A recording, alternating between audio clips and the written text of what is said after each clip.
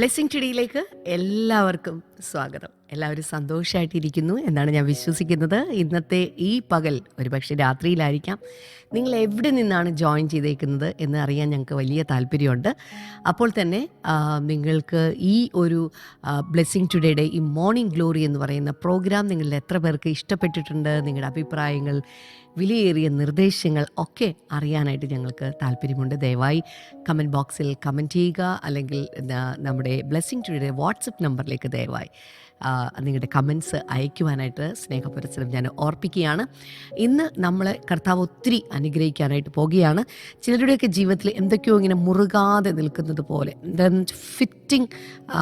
Fix ചെയ്തിരിക്കുന്ന correct അല്ലാത്തതുപോലെ ഉള്ള ചില സ്ഥിതിഗതികളിലൂടെ പോകുന്ന ചില ആളുകളുണ്ട്. ചിലപ്പോൾ ഒരുപക്ഷെ കുടുംബജീവിതത്തിലായിരിക്കാം കർത്താവ് യോജിപ്പിച്ചത്, പക്ഷെ അത് ഫിക്സിങ് അങ്ങ് കറക്റ്റ് ആയിട്ടില്ല. അങ്ങനെയുള്ള ചില ആളുകൾ ഒരുപക്ഷെ നിങ്ങളുടെ ശരീരത്തിൻ്റെ ഏതെങ്കിലും ഒരു കാര്യത്തിലായിരിക്കാം.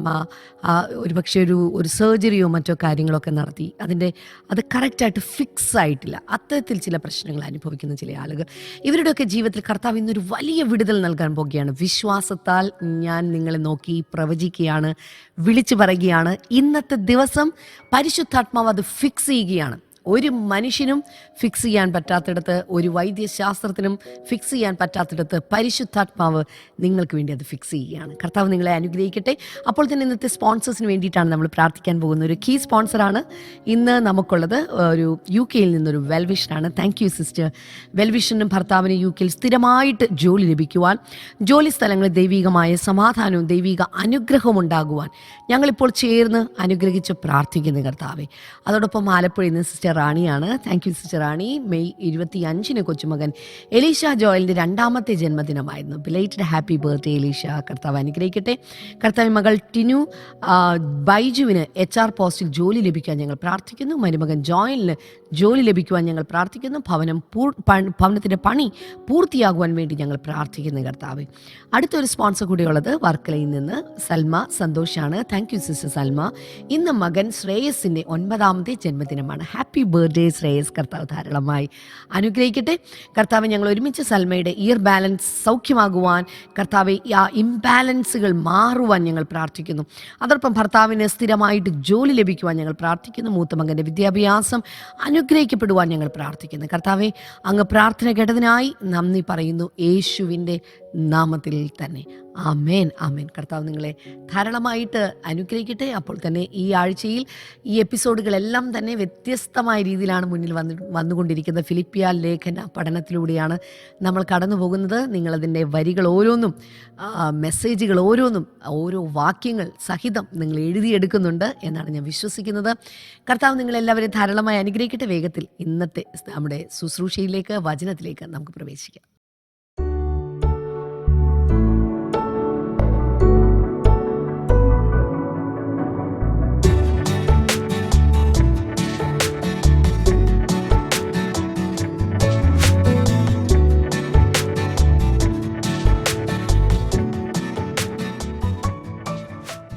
Welcome back.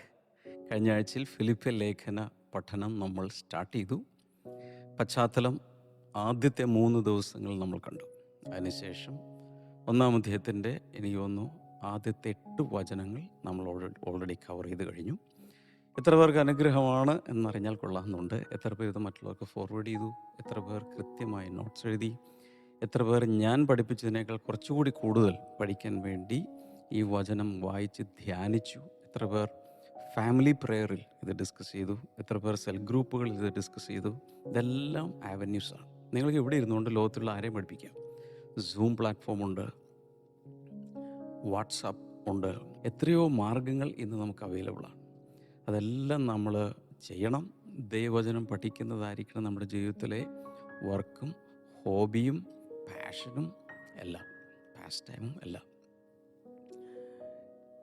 പൗലോസ് ഈ പുസ്തകം എഴുതുന്ന ഒരു ഹോട്ടൽ റൂമിൽ ഇരുന്നുകൊണ്ടല്ല, അല്ലെങ്കിൽ ഏതെങ്കിലും ഒരു സ്ഥലത്ത് റിസോർട്ടിലൊന്നും ഇരുന്നുകൊണ്ടല്ല, ജയിലിൽ ആയിരുന്ന സമയത്താണ്. ജയിലെന്ന് ഉദ്ദേശിക്കുന്നത് നമ്മൾ കേട്ടിട്ടുള്ളതുപോലെ ഈ ഭൂഗർഭ സെല്ലോ, ഡഞ്ചനൊന്നുമല്ല, വാടകയ്ക്കെടുത്തൊരു വീട്ടിൽ ഏകദേശം 2 വർഷത്തോളം അദ്ദേഹത്തിന് അങ്ങനെ ഒരു പെർമിഷൻ കിട്ടി എന്നാണ് നമുക്ക് മനസ്സിലാവുന്നത്. റോമിൽ വിചാരണ കാത്തുകൊണ്ട് ഒരു തടവ് പുള്ളിയായി ഇങ്ങനെ വെയിറ്റ് ചെയ്ത് കിടക്കുവാണ്. 2 വർഷം, 2 വർഷത്തോളം അങ്ങനെയായിരുന്നു. അതിനുശേഷം അദ്ദേഹത്തെ മോചിച്ചുവെന്നും അല്ലെങ്കിൽ പ്രറ്റോറിയത്തിൻ്റെ അടുത്തേക്ക്, ജയിലിൻ്റെ കോർട്ടിൻ്റെ അടുത്തേക്കൊക്കെ കൊണ്ടുപോയി എന്നൊക്കെ പലരും പറയുന്നുണ്ട്. ഏതായാലും അവിടെ കിടന്നുകൊണ്ട് എഴുതുന്നത് തൻ്റെ ഒരു പ്രത്യേക നിയോഗത്താൽ ചെന്ന് സഭ സ്ഥാപിച്ച ഫിലിപ്പിയിൽ ആദ്യമായി രക്ഷിക്കപ്പെട്ടത് ലുദിയ എന്ന പേരുള്ള ഒരു ലേഡിയാണ്, ബിസിനസ്സുകാരിയാണ്. അവളുടെ വീട്ടിൽ സഭ തുടങ്ങി. അതിനുശേഷം വെളിച്ചപ്പാട് ആത്മാവുള്ള ഒരു പെൺകൊച്ചിൻ്റെ ആ ദുരാത്മാവിനെ പുറത്താക്കിയപ്പോൾ ആ പട്ടണത്തിൽ വലിയ ലഹളം ഉണ്ടായി. ഇവരെ തല്ലിച്ചതച്ച് ജയിലിൽ കൊണ്ടുപോയിട്ടു. അർദ്ധരാത്രി പാടി സ്തുതിക്കുമ്പോൾ ആ ജയിൽ പൊളിഞ്ഞു. ജയിലറും കുടുംബവും സ്നാനപ്പെട്ടു. അങ്ങനെ അവർ കൂടെ വിശ്വാസത്തിൽ വന്നു. ഇങ്ങനെ സൂപ്പർ നാച്ചുറൽ രീതിയിൽ ആരംഭിച്ചൊരു സഭയാണ് ഫിലിപ്പി സഭ. ഫിലിപ്പി സഭ ഒരിക്കലും പൗലോസിന് മറക്കാൻ പറ്റില്ല, ജീവിതത്തിൽ മറക്കില്ല, നമുക്ക് മറക്കാൻ സാധ്യമല്ല. അത് കൂടാതെ അപ്പോൾ അദ്ദേഹം റോമിൽ ഈ വാടകയ്ക്കെടുത്ത വീട്ടിൽ താമസിക്കുന്ന സമയത്ത് ഓർക്കണം, ഏകദേശം 12 വർഷങ്ങൾക്ക് മുമ്പാണ് സഭ ആരംഭിച്ചത്. 12 വർഷത്തിന് ശേഷം കുറേയധികം ശുശ്രൂഷകർ അവിടെ എഴുന്നേറ്റു. ഡീക്കൺസ് ഉണ്ട്, എൽഡേഴ്സ് ഉണ്ട്, വിശ്വാസികളുണ്ട്. അവരെല്ലാം ചേർന്ന് വളരെ ഹെൽത്തിയായി സഭ പോവുകയാണ്. അദ്ദേഹം 100 കണക്കിന് സഭകൾ സ്ഥാപിച്ചു കാണും എന്ന് വിശ്വസിക്കപ്പെടുന്നു. കുറഞ്ഞൊരു 100എങ്കിലും അദ്ദേഹം നേരിട്ട് സ്ഥാപിച്ചു കാണും. അതിൽ തന്നെ ഒരു പക്ഷേ തൻ്റെ ജീവിതത്തിൽ ഫിലിപ്പിയിലുള്ള ജനങ്ങളെയോ ശുശ്രൂഷകരോ അദ്ദേഹത്തിന് മറക്കാൻ പറ്റില്ല. കാരണം കണ്ട ആ ദിവസം മുതൽ, ഫസ്റ്റ് ഡേ മുതൽ പൗലോസിനെ ഒത്തിരി സ്നേഹിച്ചു, ബഹുമാനിച്ചു, കരുതി. താൻ എവിടെ മിഷണറി യാത്ര പോയാലും അവർ സഭയിൽ നിന്നും കളക്ഷൻ എടുത്ത് മിഷൻസിനെ സപ്പോർട്ട് ചെയ്തു. ഇപ്പോൾ ഈ വാടക താമസിക്കുന്ന സ്ഥലത്തേക്ക് എപ്പഫ്രോദിത്തോസ് എന്ന ഒരു സഹോദരൻ, ആ ചർച്ചിലെ ഒരു ബ്രദർ എപ്പഫ്രോദിത്തോസ്, അദ്ദേഹം പൈസയായിട്ട് വരുക. പൗലോസിന് ആവശ്യമുള്ള അദ്ദേഹത്തിൻ്റെ ചിലവുകളുണ്ട്, വാടക കൊടുക്കണം, കുക്ക് ചെയ്യണം, ഒത്തിരി പേര് തന്നെ സന്ദർശിക്കാൻ വരുന്നുണ്ട്, അതിനുള്ള അനുവാദമുണ്ട്. അവിടെ കിടന്നുകൊണ്ടാണ് ഫിലിപ്പർക്ക് അദ്ദേഹം ലേഖനം എഴുതുന്നത്. ആരെയും ശാസിക്കുന്നില്ല, മെയിൻലി ഒരു 1-2 പെൺപിള്ളേരുടെ കാര്യം മാത്രമേ പറയുന്നുള്ളൂ. ഭയങ്കരമായ തർജ്ജനങ്ങളില്ല. അവരെ അനുഗ്രഹിച്ചുകൊണ്ടും തൻ്റെ അങ്ങോട്ടും ഇങ്ങോട്ടുള്ള കുശലം ഒക്കെ അന്വേഷിച്ചുകൊണ്ടുമാണ് താൻ ഈ കത്തെഴുതുന്നത്. 9-ാമത്തെ വചനം മുതൽ നമുക്ക് വായിക്കാം. 9, 10, 11 വചനങ്ങളൊക്കെ നമുക്കൊന്ന് വായിച്ചു നോക്കാം. And this is my prayer, that your love may abound more and more in knowledge and depth of insight, so that you may be able to discern what is best, and may be pure and blameless for the day of Christ, filled with the fruit of righteousness that comes through Jesus Christ to the glory and praise of God. 9, 10, 11 ഈ 3 വചനങ്ങൾ മലയാളത്തിൽ നമുക്ക് വായിച്ചു നോക്കാം. നിങ്ങളുടെ സ്നേഹം മേൽക്കുമേൽ പരിജ്ഞാനത്തിലും സകല വിവേകത്തിലും വർദ്ധിച്ചു വന്നിട്ട് നിങ്ങൾ ഭേദാഭേദങ്ങളെ വിവേചിപ്പാറാകണമെന്നും ക്രിസ്തുയേശുവിൻ്റെ നാളിലേക്ക് നിർമ്മലന്മാരും ഇടർച്ചയില്ലാത്തവരും ദൈവത്തിൻ്റെ മഹത്വത്തിനും പുകഴ്ചയ്ക്കുമായിട്ട് യേശുക്രിസ്തുവിനാൽ നീതിഫലം നിറഞ്ഞവരുമായി തീരണമെന്നും ഞാൻ പ്രാർത്ഥിക്കുന്നു. So this is A prayer. പൗലോസിൻ്റെ പ്രാർത്ഥനകൾ പ്രധാനമായി 4 സ്ഥലത്ത് റെക്കോർഡ് ചെയ്തിട്ടുണ്ട്. ഒന്ന് എഫേസ്യ ലേഖനം 1, എനിക്ക് ഏകദേശം 15 തുടങ്ങി അങ്ങോട്ട് 15, 16. എഫേസ്യ ലേഖനം 3, അവിടെ ഏകദേശം 15, 16 ആ ഭാഗങ്ങൾ. ഫിലിപ്പി ലേഖനം 9 തുടങ്ങിയുള്ള ഭാഗങ്ങൾ. കൊലോസ് ലേഖനം 9 തുടങ്ങിയുള്ള ഭാഗങ്ങൾ. ഇങ്ങനെ 4 സ്ഥലത്താണ് പൗലോസിൻ്റെ പ്രാർത്ഥന അല്ലെങ്കിൽ അപ്പസ്റ്റോളിക് പ്രെയർ ഓഫ് പോൾ രേഖപ്പെടുത്തിയിട്ടുള്ളത്. ഇവിടെ അദ്ദേഹം പ്രാർത്ഥിക്കുന്ന ചില പ്രെയർ പോയിന്റുകൾ ഏതൊക്കെയാണെന്ന് നോക്കാം. And this is my prayer that your love may abound more and more in knowledge and depth of insight. അതിൻ്റെ മലയാളം വായിച്ചതാണ്, ഒന്നുകൂടി വായിക്കാം. നിങ്ങളുടെ സ്നേഹം മേൽക്കുമേൽ പരിജ്ഞാനത്തിലും സകല വിവേകത്തിലും വർദ്ധിച്ച് വരണം. അതാണ് പ്രാർത്ഥന. Your love may abound. സ്നേഹം വർദ്ധിക്കണം. ഇവിടെ പറഞ്ഞിരിക്കുന്ന സ്നേഹം പലതരത്തിലുണ്ട്. പ്രത്യേകിച്ച് ഗ്രീക്ക് ഭാഷയിൽ സ്നേഹത്തിന് പല പേരുകളുണ്ട്. ഉദാഹരണത്തിന് നമുക്കിവിടെ സ്നേഹം, പ്രേമം, കാമം, ഇങ്ങനെ തുടങ്ങി സ്നേഹത്തിൻ്റെ പര്യായ പദങ്ങൾ പലതും ഉള്ളതുപോലെ ഗ്രീക്ക് ഭാഷയിൽ പല ഇതുപോലത്തെ വാക്കുകളുണ്ട്. അതിലൊന്ന് ഫിലിയോ ഉപയോഗിക്കാറുണ്ട്, അഗാപ്പെ ഉപയോഗിക്കാറുണ്ട്, സ്റ്റോർഗെ ഉപയോഗിക്കാറുണ്ട്, ഈറോസ് ഉപയോഗിക്കാറുണ്ട്. അങ്ങനെ 4 പ്രധാന വാക്കുകൾ സ്നേഹത്തിന് ഇത് 4 ഫിലിയോ എന്ന് പറഞ്ഞാൽ സഹോദര സ്നേഹമാണ്. ഈറോസ് എന്ന് പറഞ്ഞാൽ കാമാസക്തിയോടനുബന്ധിച്ചുള്ള ആ ടൈപ്പ് സ്നേഹമാണ്, ലസ്റ്റിനോട് ബന്ധപ്പെട്ടത്.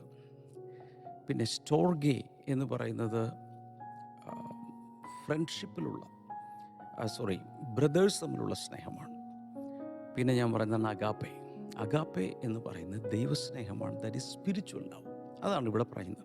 നിങ്ങളുടെ സ്നേഹം എന്ന് പറഞ്ഞാൽ ദൈവത്തിൽ നിന്നും നമ്മിൽ ഡെപ്പോസിറ്റായ, ദൈവം സ്നേഹിക്കുന്നത് പോലെയുള്ള സ്നേഹം, ദൈവസ്നേഹം, ദൈവത്തിൽ നിന്നുള്ള സ്നേഹം, ദൈവത്തിൽ നിന്ന് നമ്മൾ സ്വീകരിച്ച സ്നേഹം, ദൈവം സ്നേഹിക്കുന്നത് പോലെയുള്ള സ്നേഹം, അതാണ് ഇവിടെ പറയുന്നത്. അപ്പോൾ ഈ ദൈവസ്നേഹം എന്ന് പറയുന്നത് ഗലാത്യലേഖനം 5:22-23 അനുസരിച്ച് അവിടെ പറഞ്ഞിരിക്കുന്ന ആത്മാവിൻ്റെ 9 ഫലങ്ങളിൽ ഏറ്റവും ആദ്യത്തെ സ്നേഹമാണ്. സ്നേഹം അപ്പോൾ അതൊരു ഫ്രൂട്ട് ഓഫ് ദ ഹോളി സ്പിരിറ്റാണ്. എല്ലാവരും എന്ന് പറഞ്ഞ് fruit of the holy spirit, ആത്മാവിൻ്റെ ഫലം എന്നാണ് അദ്ദേഹം പറഞ്ഞത്. 9 ഫലങ്ങൾ അവിടെ പറഞ്ഞിരിക്കുന്നത്, പരിശുദ്ധാത്മാവിൻ്റെ ഫലം. എന്നാൽ ആത്മാവിൻ്റെ വരങ്ങളുണ്ട്, gifts of the holy spirit. ഇത് രണ്ടായിട്ട് വേണം നമ്മൾ കാണാൻ.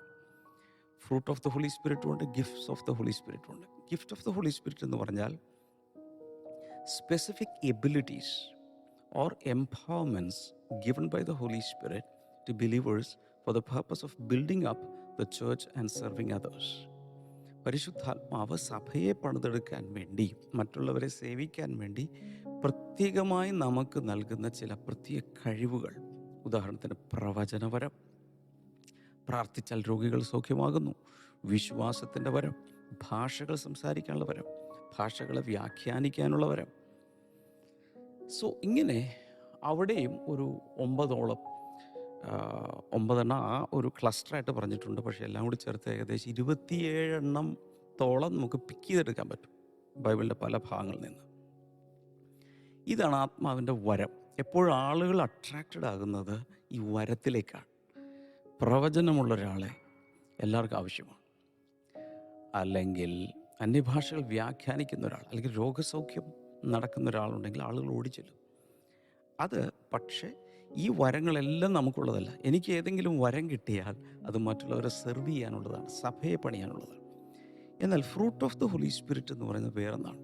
എന്താണത്? Character traits or virtues that are the result of the holy spirit's work in transforming a believer's life.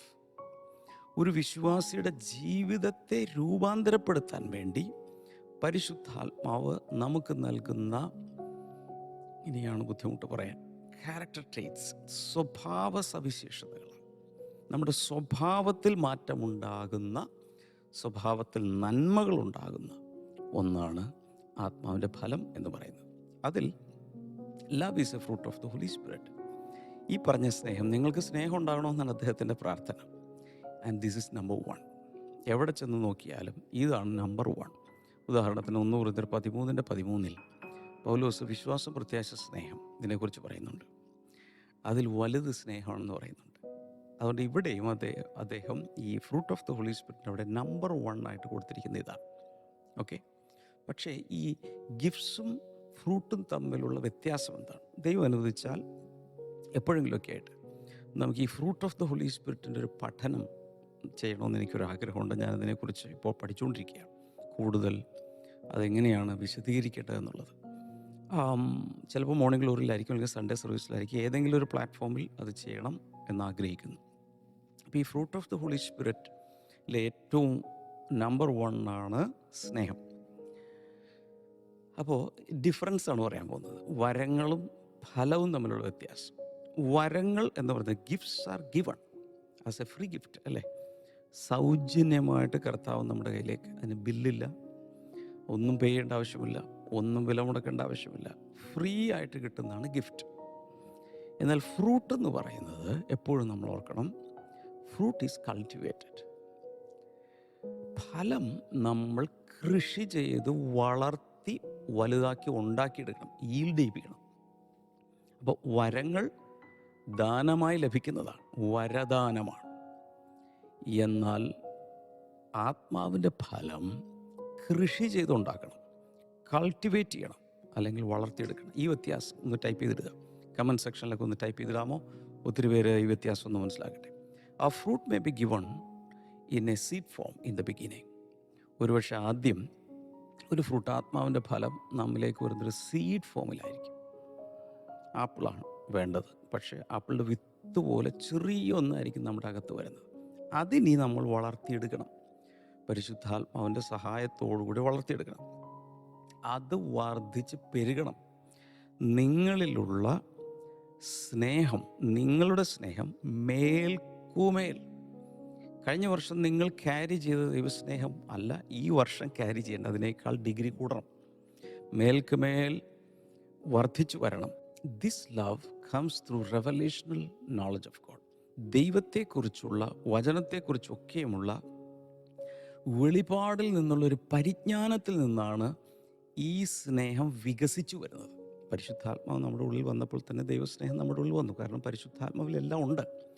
എന്നാൽ അത് നമ്മൾ മാനിഫെസ്റ്റ് ചെയ്യണമെങ്കിൽ നോളജ്, പരിജ്ഞാനം അവിടെ പറഞ്ഞിട്ടുണ്ട്. ദൈവത്തെക്കുറിച്ച് കൂടുതൽ അറിയണം, മനുഷ്യരെക്കുറിച്ച് കൂടുതൽ അറിയണം, ദൈവത്തെ കുറിച്ചുള്ള ചില വെളിപാടുകൾ നമുക്ക് ലഭിക്കണം. അപ്പോഴാണ് ഈ സ്നേഹം, അയ്യോ ഇത്രയും വലിയവനാണോ ദൈവം, ഇത്രയും സ്നേഹമുള്ളവനാണോ ദൈവം, ഇങ്ങനെ നമ്മൾ കൂടുതൽ വളർത്തിയെടുക്കാൻ പറ്റും.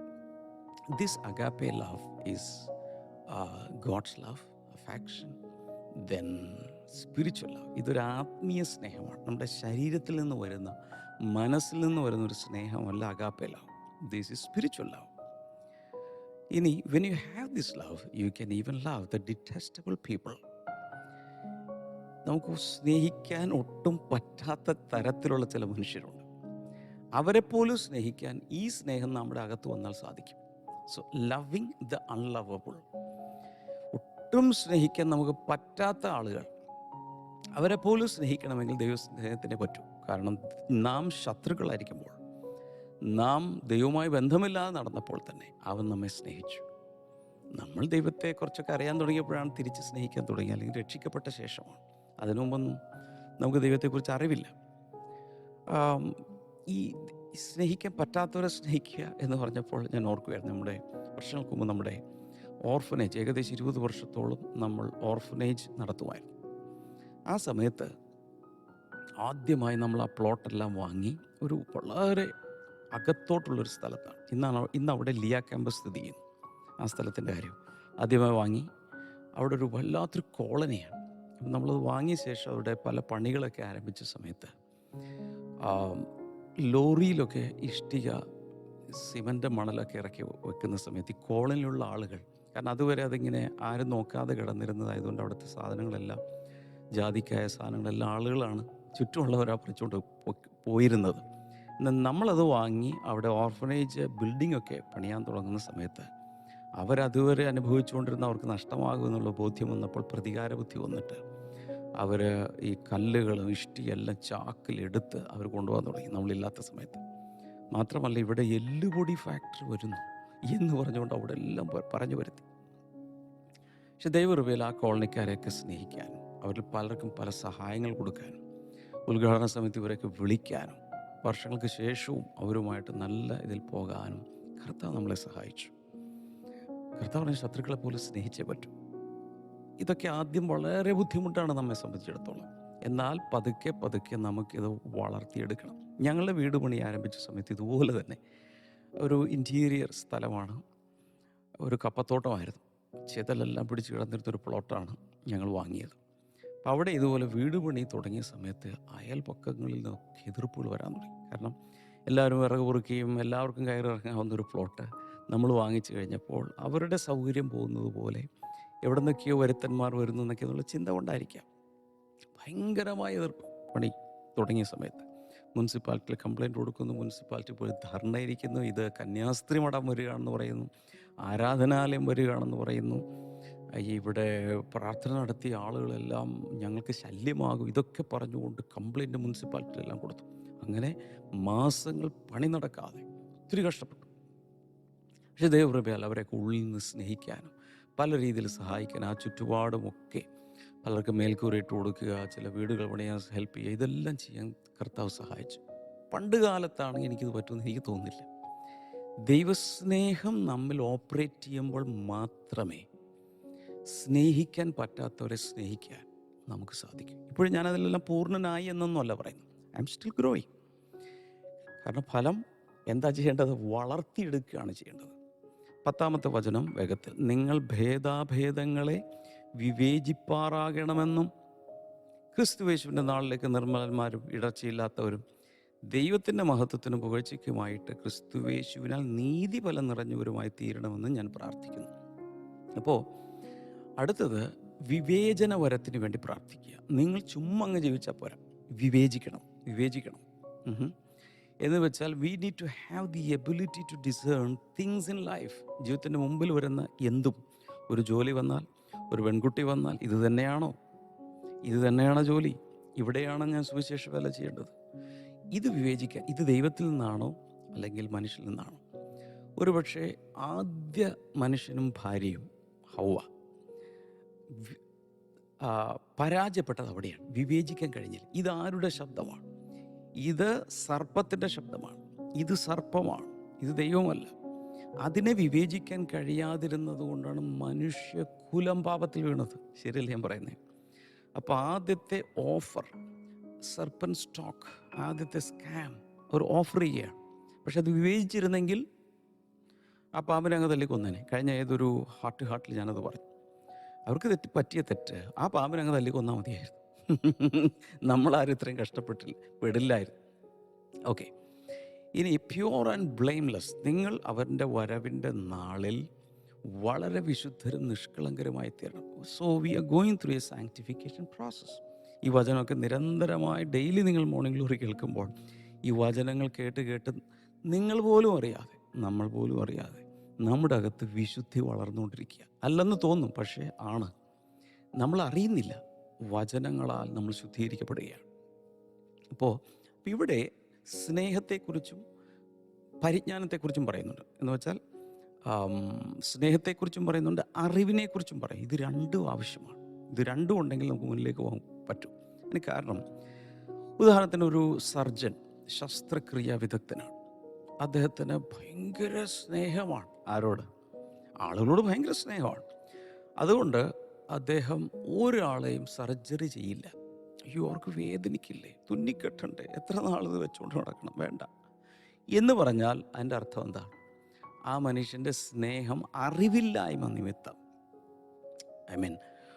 സ്നേഹം കൂടുതലാണ്, പക്ഷേ ആ അറിവ് അദ്ദേഹം ഉപയോഗിക്കാത്ത നിമിത്തം അദ്ദേഹത്തിന് രോഗം എന്നാണെന്നറിയാം. അത് ഓപ്പറേറ്റ് ചെയ്ത് കളഞ്ഞേ പറ്റൂ. അതിൽ ഒരല്പം വേദന ഉണ്ടാകും. എന്നാലും അതാണ് നന്മ. ഈ വ്യക്തിയുടെ ജീവനെ നിലനിർത്തുന്നത് മനസ്സിലായാൽ സ്നേഹമുള്ളപ്പോൾ തന്നെ അദ്ദേഹം ആ ശസ്ത്രക്രിയ നടത്തും. ഓക്കെ, സോ ഇവിടെ ആ ഡോക്ടർ ചെയ്യുന്നത് എന്താണ്? സ്നേഹത്തെയും നോളജിനെയും തമ്മിൽ കണക്ട് ചെയ്യുകയാണ്. ഇതുപോലെയാണ് പൗലോസ് പറയുന്നത്, നിങ്ങളുടെ സ്നേഹം പരിജ്ഞാനത്തിൽ വർദ്ധിച്ചു വരണം. ഇത് രണ്ടും കൂടി വന്നെങ്കിൽ മാത്രമേ ഡിസേണിങ് ഉണ്ടാവുകയുള്ളൂ. എന്ത് ചെയ്യണം, എന്ത് ചെയ്യരുത് എന്നുള്ള ബാലൻസ്ഡ് ഡിസേണിങ് ഉണ്ടാകുന്നത് അവിടെയാണ്. 11-ാം വചനം ഒരിക്കൽ കൂടെ, filled with the fruit of righteousness that comes through Jesus Christ to the glory and praise of God. 11, ദൈവത്തിൻ്റെ മഹത്വത്തിനും, എല്ലാവരും ഒന്ന് പറഞ്ഞേ, പുകഴ്ചയ്ക്കുമായിട്ട് പറഞ്ഞേ, യേശു ക്രിസ്തുവിനാൽ നീതിഫലം നിറഞ്ഞവരുമായി തീരണമെന്നും ഞാൻ പ്രാർത്ഥിക്കുന്നു. ഇതൊക്കെയാണ് പ്രാർത്ഥനാ വിഷയങ്ങൾ, പൗലോസിൻ്റെ പ്രാർത്ഥനാ വിഷയങ്ങളാണ്. Fruit of righteousness. Fruit of righteousness എന്ന് പറഞ്ഞാൽ fruit of justification that comes through faith. വിശ്വാസത്താൽ നമ്മിലേക്ക് വരുന്ന നീതീകരണത്തിൻ്റെ, ന്യായീകരണത്തിൻ്റെ റിസൾട്ടാണ്. 2 കൊരിന്ത്യർ 5:17-18 എല്ലാവർക്കും അറിയാം. 17 എല്ലാവർക്കും അറിയാം. Therefore, if anyone is in Christ, the new creation has come, the old has gone, the new is here.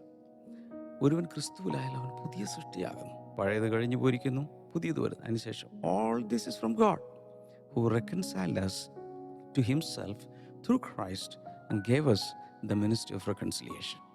ഇവിടെയാണ് അദ്ദേഹം പറയുന്നത്, ഇതെല്ലാം കർത്താവിനാൽ ക്രിസ്തുവിനാൽ സംഭവിച്ചു. അവൻ നമ്മെ ദൈവത്തോട് നിരപ്പിച്ചു. നിരപ്പിൻ്റെ ശുശ്രൂഷ അവൻ നമുക്ക് തന്നിരിക്കുന്നു. ഓക്കെ, ഇവിടെ കാണുന്ന രണ്ട് കാര്യങ്ങളാണ് reconciliation and new creation experience, അല്ലേ? നിരപ്പും അതുപോലെ പുതിയ സൃഷ്ടിയുടെ അനുഭവം. റോമാലേഖനം 5:1-11 വരെ. അത് ഞാൻ മൊത്തം വായിക്കുന്നില്ല, നിങ്ങൾ പിന്നീട് വായിച്ചാൽ മതി, കുറിച്ച് വയ്ക്കുക. ഇന്ന് തന്നെ വായിക്കണേ. റോമാലേഖനം 5:1-11 വരെ. ആ അത്രയും ഭാഗം വായിക്കുമ്പോൾ അവിടെ പീസ് വിത്ത് ഗോഡ്. അപ്പോൾ ഈ നീതിയുടെ ഫലത്തെക്കുറിച്ച് പറഞ്ഞപ്പോഴാണ് ഞാൻ ഇതൊക്കെ പറഞ്ഞത്. അവിടെ പറയുന്നത് പീസ് വിത്ത് ഗോഡ്, ദൈവത്തോട് സമാധാനം. 2, access into his grace, അവൻ്റെ കൃപയിലേക്കുള്ള സമീപനം, പ്രവേശനം. അടുത്തത് perseverance, character, hope etcetera through sufferings, നാം അനുഭവിക്കുന്ന കഷ്ടങ്ങളിലൂടെ സഹിഷ്ണുത, സിദ്ധത, പ്രത്യാശ, ഇതെല്ലാം വരുന്നു. ദെൻ ലവ് ഓഫ് ഗോഡ്, ദൈവസ്നേഹത്തിൽ ചെന്നത് അവസാനിക്കുന്നു. So and justification by the blood of Jesus, കർത്താവായ യേശുവിൻ്റെ രക്തത്തിലൂടെയുള്ള നീതീകരണം നമുക്ക് ലഭിക്കുന്നു. ചുരുക്കി പറഞ്ഞാൽ 4 കാര്യങ്ങളാണ് പൗലോസ് ഇവിടെ പ്രാർത്ഥിക്കുന്നത്. 1, their love should increase in knowledge and discernment.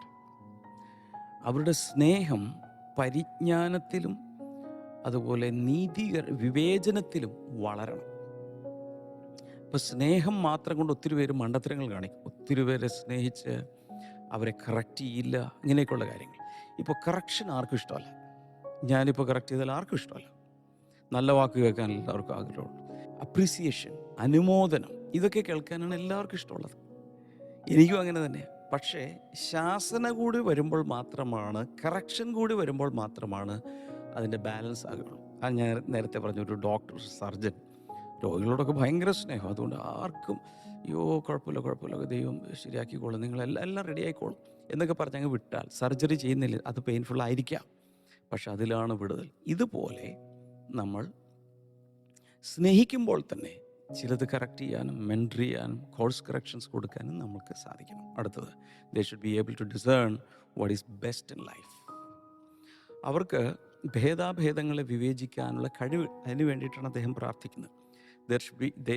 They should be pure and blameless on the day of Christ. അടുത്ത പ്രാർത്ഥനാ വിഷയമാണ് ക്രിസ്തുവിൻ്റെ നാളോളം വളരെയധികം വിശുദ്ധരും നിഷ്കളങ്കരുമായിട്ട് ജീവിക്കണം. അടുത്തത്, they should be filled with the fruit of righteousness. നീതിയുടെ ഫലങ്ങളാൽ നിറയണം. നീതിയുടെ ഫലത്തിൻ്റെ ലിസ്റ്റാണ് ഞാൻ തന്നത്, ചില വചനങ്ങളൊക്കെ പറഞ്ഞത്. ചുരുക്കി പറഞ്ഞാൽ അദ്ദേഹത്തിൻ്റെ പ്രാർത്ഥനയിൽ ഉൾപ്പെടുത്തിയിട്ടുള്ള ഈ വിഷയങ്ങളെല്ലാം കൂടി ചേർത്ത് സഭയ്ക്കുണ്ടാകട്ടെ. അത് നമ്മുടെ സഭകൾക്കുണ്ടാകട്ടെ, നമുക്ക് വ്യക്തിപരമായിട്ട് നമുക്കും ഉണ്ടാകട്ടെ. നമ്മുടെ എല്ലാവരുടെയും ജീവിതത്തിൽ പലരെയും നമുക്ക് സ്നേഹിക്കാനേ പറ്റില്ല. നമ്മൾ തന്നെ പറയും, കയ്യിലിരിപ്പ് കണ്ടാൽ അപ്പോൾ അങ്ങനെയുള്ള സാഹചര്യങ്ങളൊക്കെ വരുമ്പോഴും ദൈവസ്നേഹത്തിൽ നിറഞ്ഞെങ്കിൽ മാത്രമേ നമുക്ക് സ്നേഹിക്കാൻ പറ്റൂ. പിന്നെ ഞാൻ ഈ പറഞ്ഞ ഇത്രയും കാര്യങ്ങൾ, ഇത് പൗലോസിൻ്റെ പ്രെയർ പോയിൻറ്റ്സ് ആയിരുന്നു. ആർക്ക് വേണ്ടി? ഫിലിപ്പർക്ക് വേണ്ടി. നമുക്കൊരുമിച്ച് പ്രാർത്ഥിക്കാം. കർത്താവേ, ഇതേ കാര്യങ്ങൾ ഞങ്ങൾ ഇന്ന് ആവർത്തിക്കുകയാണ്.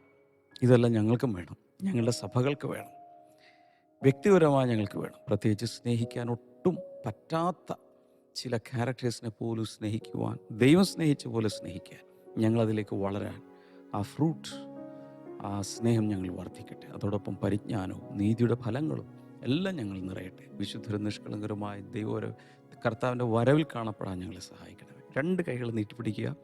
നിങ്ങൾ രോഗിയാണെങ്കിൽ നിങ്ങൾക്ക് സൗഖ്യമാകാം. കർത്താവ് നിങ്ങളെ സ്പർശിക്കും. ഞാൻ പ്രാർത്ഥിക്കും. കർത്താവെ, കൈനീട്ടി പ്രാർത്ഥിക്കുന്നു, യേശുവിൻ നാമത്തിൽ സകല രോഗങ്ങളും സൗഖ്യമാകട്ടെ. ഈ ജോണ്ടിസ്, മഞ്ഞപ്പിത്തം ബാധിച്ച ചിലരെ കർത്താവ് സൗഖ്യമാക്കുന്നു. അതുപോലെ കരൾ സംബന്ധമായ ചില രോഗങ്ങൾ യേശുവിൻ്റെ നാമത്തിൽ സൗഖ്യമാകട്ടെ. കാലിൽ വരുന്ന നീര്, ശരീരത്തിൻ്റെ പല ഭാഗങ്ങൾ വരുന്ന നീര് സൗഖ്യമാകട്ടെ. കുഞ്ഞുങ്ങളില്ലാത്ത കുഞ്ഞുങ്ങളുണ്ടാകട്ടെ. കർത്താവ് അങ്ങയുടെ നാമത്തിൽ ജനങ്ങളെ ഞാൻ ബ്ലസ് ചെയ്യുന്നു. ആമേൻ. കർത്താവ് ഒത്തിരി അനുഗ്രഹിക്കട്ടെ. കൂടുതൽ പ്രാർത്ഥന വിഷയങ്ങളുള്ളവർ നമ്മുടെ നമ്പറുകളിലൊക്കെ പ്രാർത്ഥന വിഷയങ്ങൾ അയക്കാം. ഒത്തിരി പേർ നിങ്ങൾക്ക് വേണ്ടി പ്രാർത്ഥിക്കും. ഇതെല്ലാവർക്കും അയച്ചു കൊടുക്കണം. നന്നായിട്ട് പഠിക്കണം. നാളെ നമ്മളിത് തുടരും. God bless you all. By.